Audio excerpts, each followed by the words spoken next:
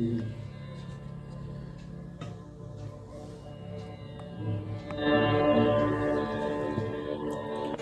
बात उस समय की है जब भगवान शंकर के पास कोई वाहन न था और उन्हें पैदल ही धरती लोक, जंगल और पर्वत की यात्रा करनी पड़ती थी। उन्हें इस तरह यहाँ से वहाँ पैदल जाते देख एक रोज माँ पार्वती उनसे बोली, स्वामी, आप तो समस्त संसार के प्रभु हैं। क्या आपको इस तरह पैदल यात्रा करना शोभा देता है? देवी, हम तो रमता जोगी हैं। हमें वाहन से आखिर क्या लेना देना? भला साधु भी कभी सवारी करते हैं? अपने भीगे नैनों से शिव जी की तरफ देखते हुए माँ पार्वती ने शिव जी से कहा, स्वामी, जब आप शरीर पर भस्म लगाकर, बालों की जटा बनाकर, नंगे पांव कांटों भरे रास्तों पर चलते हैं, तो ये देख मुझे बहुत पीड़ा होती है। शिव जी ने उन्हें कई बार समझाया, लेकिन वो अपनी जिद पर अड़ी रही। जंगल में रहना भले ही माँ पार्वती को स्वीकार था, लेकिन वो अपने स्वामी यानी कि शिव जी के लिए वाहन चाहती थी। माँ पार्वती की जिद के आगे शिव जी को भी झुकना पड़ा और वो अपनी सवारी रखने के लिए तैयार हो गए। लेकिन उन्हें ये समझ नहीं आ रहा था कि वो आखिर किसे अपना वाहन बनाए। शिव जी ने नारद मुनि से कहकर सभी देवी देवताओं तक उनका बुलावा भेजा। हे इंद्रदेव, महादेव अपने लिए वाहन ढूंढ रहे हैं, इसीलिए उन्होंने सभी देवताओं को अपने यहाँ आमंत्रित किया है। महादेव और वाहन, कहीं ऐसा तो नहीं कि वो मेरा ऐरावत, मेरा हाथी वाहन मुझसे लेना चाहते हैं? नहीं नहीं, मैं अपना वाहन किसी को नहीं दे सकता। इससे तो उचित यही होगा कि मैं उस सभा में जाऊं ही नहीं। यही सोचकर सभी देवतागण अपने अपने महलों में बैठे रहे और कोई भी सभा में शामिल नहीं हुआ। काफी देर तक इंतजार करने के बाद माँ पार्वती उदास हो गई। शिव जी ने देखा कि सभा में किसी के भी सम्मिलित नहीं होने से देवी पार्वती उदास हो गई हैं, तो उन्होंने जंगल की तरफ जोर से एक हुंकार लगाई, जिसे सुनते ही जंगल के सभी जानवर वहां पहुँचे। देवी पार्वती चाहती है कि तुम में से कोई एक मेरा वाहन बने। बोलो कौन है जो मेरा वाहन बनना चाहता है? ये बात सुनकर सभी खुशी से झूम उठे। तभी खरगोश आगे बढ़कर बोला, अरे वाह, महादेव का वाहन! भला ऐसा कौन सा पशु या पक्षी होगा जो आपका वाहन नहीं बनना चाहेगा? महादेव, महादेव, मैं बहुत मुलायम हूँ, कृपा करके मुझे अपना वाहन बना लीजिए।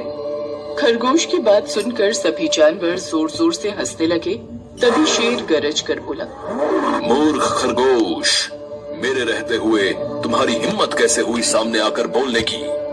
बेचारा खरगोश चुपचाप एक कोने में बैठकर गाजर खाने लगा। तभी शेर शिव जी से बोला, प्रभु, मैं जंगल का राजा हूँ और शक्ति में मेरा कोई सामना नहीं कर सकता। मुझे अपनी सवारी बना लीजिए। नहीं नहीं महादेव, मेरे अलावा और कोई भी इस काम के लिए ठीक नहीं है प्रभु। मैं गर्मी के मौसम में अपनी सूंड में पानी भरकर आपको नहलाऊंगा। शिव जी, मुझे अपनी सवारी बना लो, मैं साफ सुथरा रहने की कोशिश करूंगा। इतना कहकर सुअर अपना कीचड़ चाटने लगा। उसको ऐसा करते देख हिरण ने नाक सिकोड़ते हुए कहा, छी छी छी, कितनी बदबू आ रही है तुमसे। शिव जी तो केवल मेरी पीठ पर बैठकर ही सवारी करेंगे। इसी तरह सभी जानवरों ने अपना अपना दावा जमाया। इसके बाद शिव जी ने सभी जानवरों को शांत करवाया और कहा, आप सब शांत हो जाइए। आज से कुछ दिन बाद मैं आप सबसे कुछ मांगूंगा। जो मेरे लिए वो ला देगा वही मेरा वाहन होगा। नंदी बैल उन्हीं जानवरों की भीड़ में खड़ा था। उस दिन के बाद से वो छिप छिप कर शिव जी और माँ पार्वती की बातें सुनने लगा। घंटों भूख प्यास की परवाह किए बिना वो वहीं छुप कर उनकी बातें सुनता रहता। स्वामी, आप ऐसा क्या मांगने वाले हैं उन जानवरों से? हमें भी तो पता चले। हमारी मांग बहुत ही छोटी सी है देवी। हमें अपने लिए सूखी लकड़ियाँ चाहिए। उनकी ये बात नंदी सुन लेता है।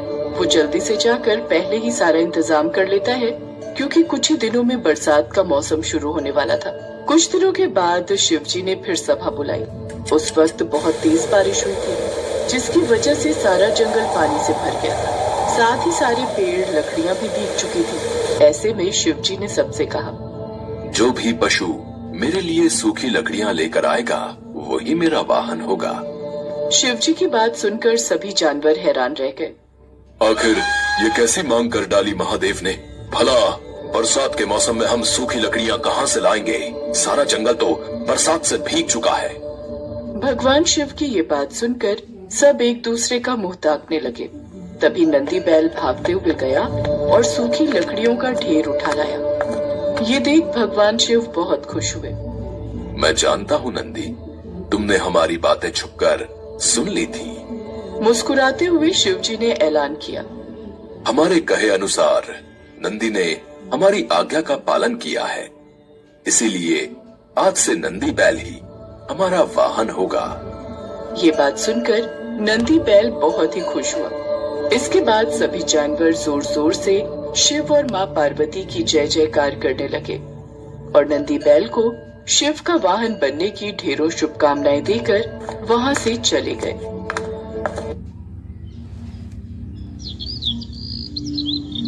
एक बार माँ पार्वती कैलाश पर भ्रमण कर रही थी। तभी उनकी नजर पृथ्वी लोक पर पड़ी। सेठ जी, ये माल गाड़ी में से उतार दिया है। ये ले, तेरे आज की कमाई के 200 रुपए। पूरा दिन मेहनत करके सिर्फ ये 200 रुपए ही कमाई हुई है।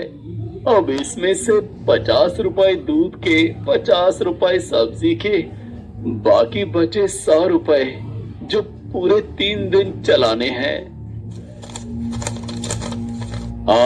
ये हो गए पूरे 50,000 रुपए। इन्हें तिजोरी में रख देता हूँ। नहीं भैया, ये बहुत महंगी साड़ी है, कोई सस्ती सी दिखा दो। हाँ, ये 150 रुपए वाली ठीक है। भैया, ये तीनों साड़ी पैक कर दो। ये लो 5,000 रुपए। माँ पार्वती गरीब और अमीर दोनों को देख रही थी। आखिर जिसे जो चाहिए उसे मिलता नहीं और जिसके पास पहले से हो उसे और मिल जाता है। इस प्रश्न का उत्तर तो महादेव ही दे सकते हैं। धरती का ये नजारा देखकर माँ पार्वती भगवान शंकर के पास गई। महादेव, मैंने देखा है कि धरती पर जो व्यक्ति पहले से ही गरीब और दुखी है उसे और ज्यादा दुख मिलता है, और जो सुख में है आप उसे दुख नहीं देते। ऐसा क्यों? भगवान, ये आपकी कौन सी लीला है? देवी पार्वती, इस बात का उत्तर जानने के लिए आपको हमारे साथ धरती पर चलकर वहाँ के प्राणियों का हाल चाल जानना होगा। वहीं इस प्रश्न का उत्तर आपको प्राप्त होगा। भगवान शिव के कहे अनुसार कुछ समय बाद माँ पार्वती उनके साथ मृत्युलोक में प्राणियों का हालचाल जानने के लिए चल पड़ी। तभी रास्ते में उन्हें एक गरीब पति पत्नी जाते दिखाई दिए। और मिला, कुछ समझ नहीं आ रहा, हमारी गरीबी के दिन कब दूर होंगे। वो चंदन ने फिर एक नई जमीन खरीद ली। सबका भाग्य एक सा नहीं होता है जी। उसके भाग्य में अमीर बनना लिखा है, हमारे में नहीं। भगवान की इच्छा होगी तो हम भी अमीर बन जाएंगे। पता नहीं कौन से पिछले जन्मों के कर्मों की सजा भुगतनी पड़ रही है। न जाने कौन से बुरे पाप किए थे। हे महादेव, आप इन दोनों पति पत्नी को कुछ ही पलों में अमीर बना सकते हैं। मेरे कहने पर आप इन्हें अमीर बना दीजिए। ये बेचारे कितने दुखी हैं। देवी पार्वती, इन दोनों के भाग्य में अभी अमीर बनना नहीं लिखा है। महादेव, जब हम इन्हें धन दे देंगे तो इनकी गरीबी दूर हो जाएगी, फिर ये भी अमीर और सुखी हो जाएंगे। कृपया करके आप इनकी मदद कीजिए प्रभु। देवी पार्वती, मैं तुम्हारी इच्छा अनुसार इन्हें धन प्रदान कर देता हूँ, पर उसका मिलना या ना मिलना कर्मों पर निर्भर करता है। पार्वती जी के कहने पर भगवान शिव ने सोने की अशर्फियों से भरी एक पोटली उस रास्ते में डाल दी। पोटली से कुछ दूरी पर उर्मिला की नजर गुजरते हुए एक अंधे व्यक्ति पर पड़ी। सुनो जी, हम तो गरीब हैं इसलिए दुखी हैं, पर ये सामने व्यक्ति तो नेत्रहीन है। एक बात समझ नहीं आई, ये नेत्रहीन लोग कैसे जीवन व्यतीत करते होंगे? हाँ, बड़ी मुश्किल होती होगी उर्मिला इन बेचारे नेत्रहीन लोगों को। चलो आज हम भी अंधों की तरह चलकर देखते हैं, देखें ये कैसे जीवन जीते हैं। उर्मिला और सूरज आंखें बंद कर एक दूसरे का हाथ थामे चलने लगे। सोने की अशर्फियों की पोटली रास्ते में ही पड़ी रह गई और वे दोनों करीब से गुजर गए। भगवान शिव बोले, देखा देवी पार्वती, इनके भाग्य में अभी गरीबी ही लिखी है। हम कुछ दिन धरती पर ही रहेंगे। यहाँ मनुष्य रूप में रहकर मैं तुम्हारे मन की सभी शंकाओं को दूर करना चाहता हूँ। भगवान शिव और देवी पार्वती ने मनुष्य का रूप धारण किया और पति पत्नी के रूप में एक गांव के पास डेरा जमाया। शाम के समय देवी पार्वती भगवान शिव से बोली, स्वामी, मैं रसोई की तैयारी शुरू करती हूँ। यहाँ पृथ्वी लोक में यदि हम रहने आ ही चुके हैं, तो हमें भोजन की भी व्यवस्था करनी होगी। मैं चूल्हा बनाने की तैयारी करती हूँ। आप तब तक भोजन बनाने की सामग्री ले आइए। माँ पार्वती चूल्हा बनाने के लिए बाहर से ईंटें लेने गई। चूल्हा बनाने के लिए मुझे ईंटों की जरूरत है। ये एक जर्जर और टूटा मकान दिखाई दे रहा है। इसकी ईंटें मेरे काम आ जाएंगी। यही ले लेती हूँ। चूल्हा तो तैयार कर लिया। महादेव आते ही होंगे। अरे, आप आ गए। ये देखिए, मैंने चूल्हा तैयार कर लिया। पर आप खाली हाथ क्यों लौट आए स्वामी? भोजन कैसे बनेगा? देवी पार्वती, अब सामग्री की कोई आवश्यकता नहीं है, क्योंकि जिस प्रश्न का उत्तर ढूंढने के लिए आप आई थी, वो आपको स्वयं मिल गया। मैं कुछ समझी नहीं स्वामी। मेरे प्रश्न का उत्तर मेरे समक्ष ही है। हाँ देवी पार्वती, आप यही जानना चाहती है ना कि इस पृथ्वी पर क्यों गरीब लोग ज्यादा परेशान होते रहते हैं। अच्छा ये बताइए, आप इस चूल्हे को बनाने के लिए ईंटें कहाँ से लेकर आई हो? प्रभु, इस गांव में बहुत से ऐसे घर भी हैं जिनका रखरखाव सही ढंग से नहीं हो रहा है। उन पुराने घरों की जर्जर हो चुकी दीवारों में से मैं ईंटें निकाल कर ले आई। इसका मतलब जो घर पहले से खराब थे, आपने उन्हें और खराब कर दिया, जबकि आप मजबूत घरों की दीवारों से भी तो ईंटें ला सकती थी। प्रभु, जो घर अच्छे और सुंदर दिख रहे थे, उस घर के लोगों ने अपने घरों का रखरखाव बहुत अच्छी तरह किया है। ऐसे में उन सुंदर घरों को बिगाड़ना मुझे उचित नहीं लगा। देवी पार्वती, कुछ दिन पहले पूछे आपके प्रश्न का उत्तर भी यही है। जिन लोगों ने अपने जीवन को अच्छे कर्मों से सुंदर बना रखा है, उन्हें दुख कैसे हो सकता है? इस संसार में हर मनुष्य अपने कर्मों का ही फल पाता है। सबके पास सब कुछ नहीं होता। मनुष्य के पिछले जन्मों का कर्म उसे इस जन्म में भुगतना ही पड़ता है, और यदि वो अपने इस जन्म और आने वाले अन्य जन्मों को सुखी बनाना चाहता है, तो हमें सदैव ही पुण्य कार्य करते रहना चाहिए, ताकि हमारे कर्म उसमें जुड़ते रहें। आपको ज्ञात है, वो मार्ग में उस दिन एक नेत्रहीन व्यक्ति। हाँ स्वामी, मुझे ज्ञात है। वो देखिए देवी पार्वती, उसके पास धन दौलत ऐशो आराम की कोई कमी नहीं है, परंतु उसकी आंखों का इलाज नामुमकिन है। ये उसके पिछले जन्म के कर्मों से जुड़ा है।